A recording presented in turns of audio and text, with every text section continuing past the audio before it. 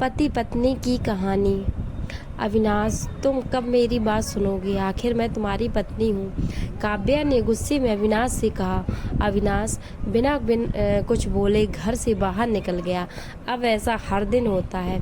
काव्या अपनी सास सुलोचना जी की बहुत इज्जत करती थी, लेकिन सुलोचना जी हमेशा उसे नीचा दिखाने की कोशिश में लगी रहती थी।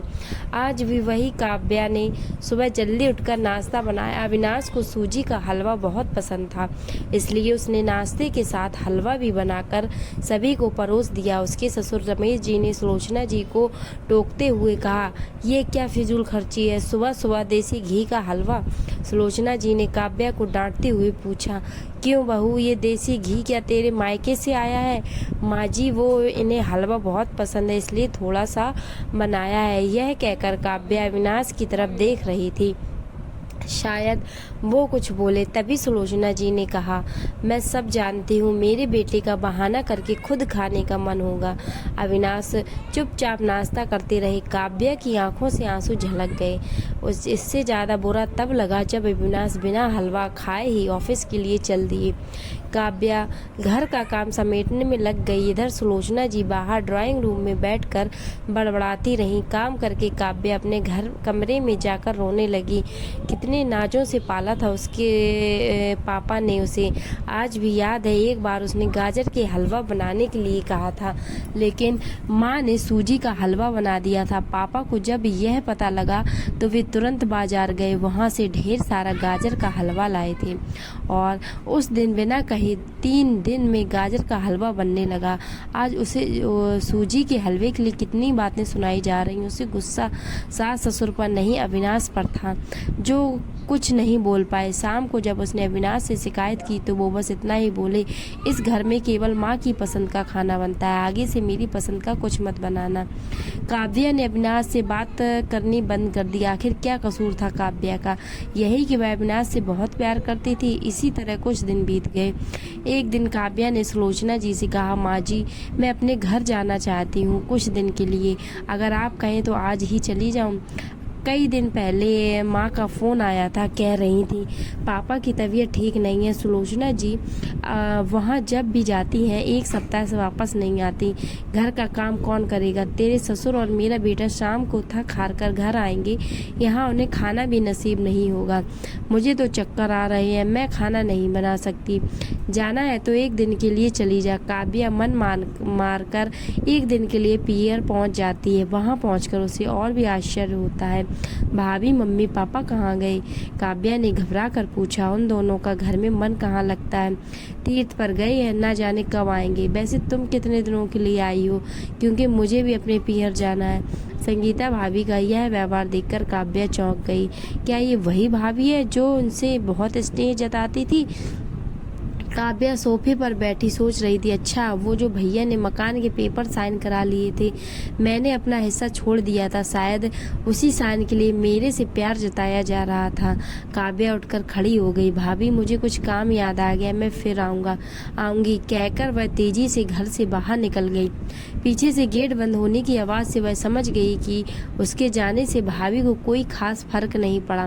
भारी कदमों से चलते हुए मंदिर पहुंच गई, क्योंकि शाम से पहले यदि ससुराल जाती तो सुलोचना जी उससे कई सवाल करती। मंदिर में जाकर उसने भगवान के दर्शन किए, बस ना कुछ मांगा ना कुछ बोला।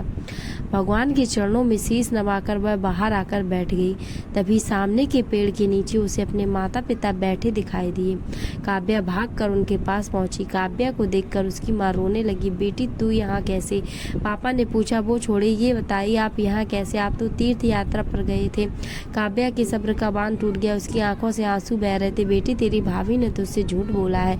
बिजनेस में पैसा लगाने के लिए तेरे भैया ने मकान अपने नाम करा लिया। मकान के कागज गिरवी रखकर साहूकार से कर्ज ले लिया। उसके बाद हम बोझ बन गए, हमें घर से निकाल दिया। पापा, अब क्या होगा? काव्या ने रोते हुए पूछा। बेटी, तू चिंता मत कर, हम कहीं वृद्धा आश्रम में चले जाएंगे। तू अपनी ससुराल जा, वहाँ किसी को यह बात मत बताना। अपने माँ बाप को इस हाल में देखकर वह उन्हें अपने साथ ले जाना चाहती थी, लेकिन जहाँ उसकी कद्र नहीं वहाँ माँ बाप की क्या इज्जत होती। भारी मन से काव्या ससुराल की ओर चल दी। आज उसे अपनी लड़की होने पर अफसोस हो रहा है। काश वो अपने माता पिता के लिए कुछ कर पाती। घर आकर उसने बहुत मुश्किल से घर का काम निपटाया। उसके बाद अपने कमरे में जाकर गुमसुम बैठ गई। उसकी आंखों से आंसू बह रहे थे। अविनाश अपने ऑफिस के काम में लगे हुए थे। जब वे सोने आए तो काव्या से पूछ बैठे, क्या बात है, आज फिर माँ की कोई बात बुरी लग गई जो आंसू बहा रही हो। काव्या अपने को रोक नहीं पाई और उसने रो कर सारी बात अविनाश को बता दी। क्या माँ पिताजी को यहाँ ले आए? वे इस उम्र में कहाँ जाएंगे? अविनाश ने कोई जवाब नहीं दिया और करवट लेकर सो गए।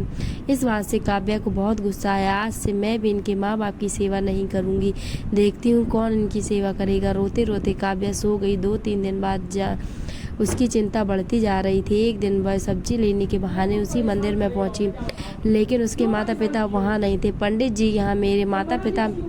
उस पेड़ के नीचे बैठ गई। दिन से कुछ पता है? तुम्हारा नाम काव्या है क्या? पंडित जी के मुंह से अपना नाम सुनकर काव्या ने पूछा। जी हाँ, लेकिन आपको कैसे पता? तुम्हारे माता पिता यह पता दिया था और कहा था अभी यहाँ रहते हैं। काव्या ने पता देखा, वहाँ कुछ दूर का था। काव्या ने मंदिर के बाहर निकलकर ऑटो रिक्शा किया और उस पते पर पहुँच गई। दरवाजा खटखटाया तो एक लड़की निकल कर आई। यहाँ का पता मुझे पंडित जी ने दिया है। काव्या बोली, आप काव्या दीदी हो, अंदर आ जाओ। काव्या को कुछ समझ नहीं आया। वह अंदर गई तो देखा उसके माता पिता सोफे पर बैठे थे। काव्या उन्हें देखकर रोने लगी। बेटी, अब क्यों रो रही है? तेरे कारण हमें यह मकान मिल गया। काव्या आश्चर्य से उनका चेहरा देखने लगी। लेकिन माँ, आप यहाँ कैसे, और ये लड़की कौन है? तब उसकी माँ ने कहा, बेटी तुझे याद है तेरी शादी के बाद तेरी सास ने 40 लाख की डिमांड की थी। दामाद जी को बिजनेस खोलना था, इसलिए तेरे पिता ने उनकी डिमांड पूरी कर दी थी, जिससे कि तू सुखी रहे।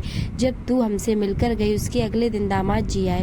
उन्होंने तेरे पापा को पैसे लौटा दिए, क्योंकि उन्होंने कोई बिजनेस शुरू नहीं किया था।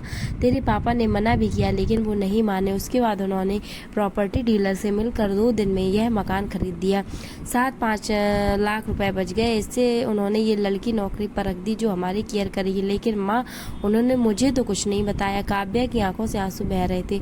वह रोते हुए वहां से अपने घर आ गई। घर आकर वह सोच रही थी, अविनाश ने कभी उसके लिए आवाज नहीं उठाई, लेकिन मेरे माता पिता के लिए इतना करने कर दिया जो कि कोई सगे बेटा भी नहीं कर सकता। रात को उसने अविनाश से पूछा, आपने ऐसा क्यों किया? अगर माँ जी को पता लग गया तो क्या होगा?